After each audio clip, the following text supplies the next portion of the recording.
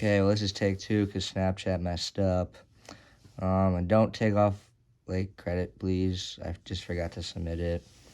So this is my presentation. So Wisconsin Supreme Court. That's the Capitol building, and that's Tony Evers, our current governor.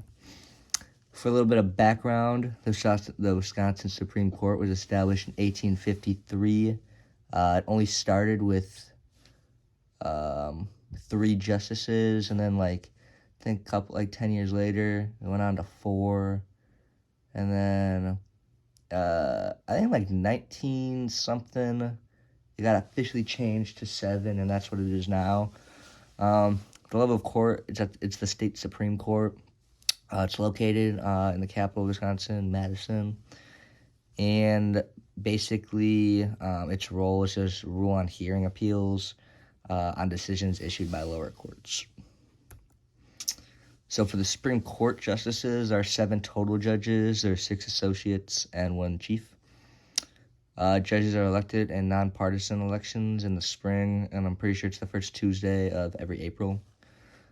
Justices can have unlimited amount of terms as long as they are reelected, and they serve for 10 years. So basically, just to clear things up, the person I picked, they were first elected in 1995, and then after their 10 years are up, they ran and got reelected in 2005, and then they another 10 years and got reelected back in 2015.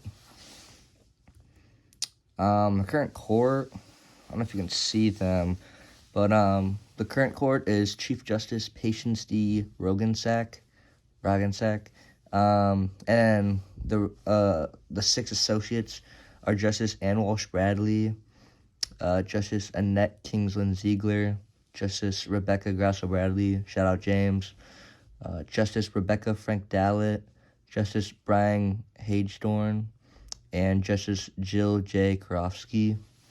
And then the justice I focused on was Ann Walsh Bradley, who's an associate. And I'm pretty sure Wisconsin, fun fact, is the only state to have 6 justices who are women. So I think that's pretty cool. So yeah, Ann Walsh Bradley, she's 73 years old. She joined the Wisconsin Supreme Court in 1995. Her term ends in 2025, but stated that she's gonna run again for another term, and she's a liberal.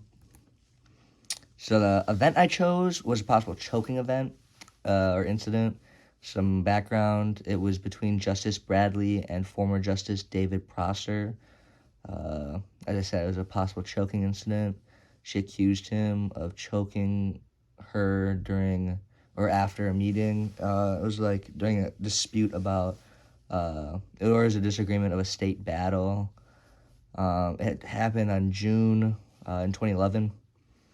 Why I think it's newsworthy? I think it's very important, especially because 2 important people of the Wisconsin government were in this, and that could create animosity and for the court, and the court doesn't want to issue or want that type of issues because that can lead to some questions.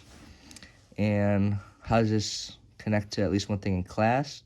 Oh no, I'm sorry, why is it important? The event, could affect cases being reviewed and just the overall job of the Supreme Court for Wisconsin.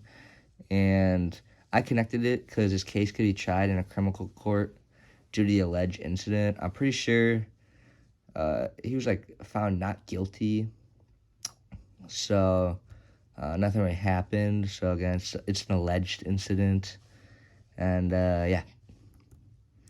And then for the cases I chose Abelman v. Booth, which is I believe the first case that Wisconsin Supreme Court ever dealt with. It was the parties were Sherman M. Booth, who was a news reporter for something in Milwaukee, and Stephen VR Abelman, who I believe was a prosecutor or he was a slave owner. I'm not sure, but basically to give some context, a man, he was a slave in Missouri, ran away, and Randall Racine, and basically he got, due to like help like the FBI and some other stuff in the fugitive slave law, he was captured and was in jail waiting court. But this Booth found out about it, shouted "Free Man" through the streets of Milwaukee, and gathered people to kind of like be with him. The man ended up escaping and going to Canada, and he never got caught because some stuff, I don't know.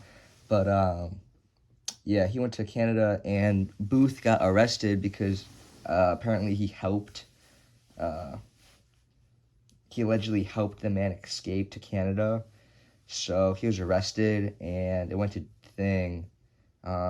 He was prosecuted, but then he went to the Wisconsin Supreme Court, and they said that it was unconstitutional, and that the fugitive slave law should be like revoked. Which, but this was overturned by the Supreme Court, so sucks. And then a case I chose that's coming up is Clark v. WEC, which is and then the parties are Wisconsin Elections Commission and Rebecca Clark.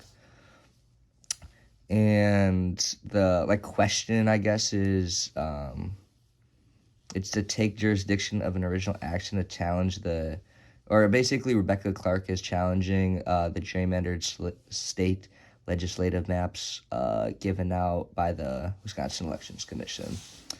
And yeah, that'll be it. Thank you.